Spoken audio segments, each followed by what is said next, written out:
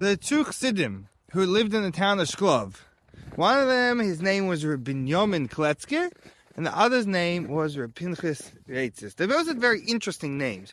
Binyomin Kletzker, it's debatable why he's named that, because a klot in Yiddish means like a lump of wood.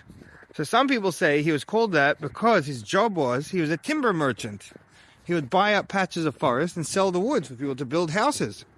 Some people said that's not why he's called that. They said he came from a town which was called Kletzker, and he was named after his town. The other chassid, his name was Pinchas Reitzis. Why was he named Reitzis? Because Reitzah is a girl's name.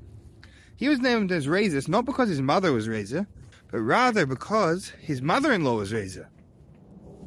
So, before he got married, Mrs. Reitzah, her husband passed away, and she had two daughters. And she very much wanted them to marry Chassidim, proper, good, upright Chassidim.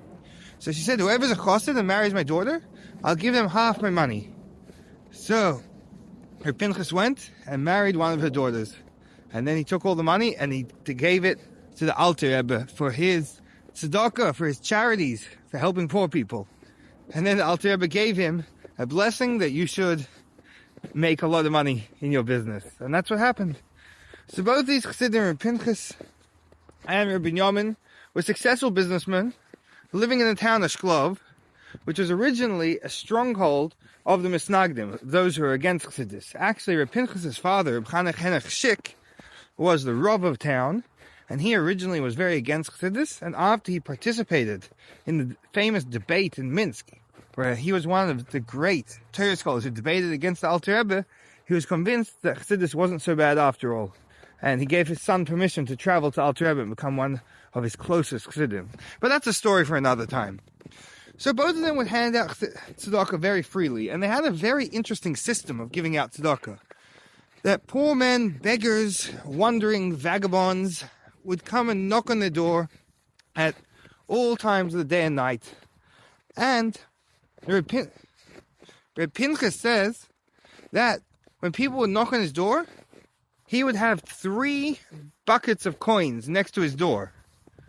He'd have a bucket of golden rubles, of silver rubles, and of copper rubles.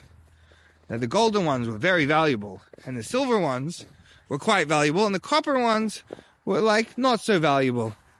It's like having a stack of $100 bills, a stack of $20 bills, and a stack of coins. So whenever a poor man would come, Reb Pinchas would talk to him, and he would find out what he needed, and judging by his needs, he would stick his hand into one of the buckets. If he needed a lot of money, maybe he needed to marry off his daughter, or maybe he got kicked out of his house and he needed a new house, he'd stick his hand into the bucket of gold coins. If he needed a medium amount of money, he'd stick his hand into the silver coins, and if he needed a little bit of money, he'd stick his hand into the copper bucket. And whatever he would pull out, that's how much he would give to him. So Pinchas once said that really, by giving tzedakah, he was giving so much. He's just giving away handfuls of coins. He didn't give away 1 coin or 2 coins, whole handfuls. He said, still, my friend Reb Binyomin, he's so much greater than me. You know why?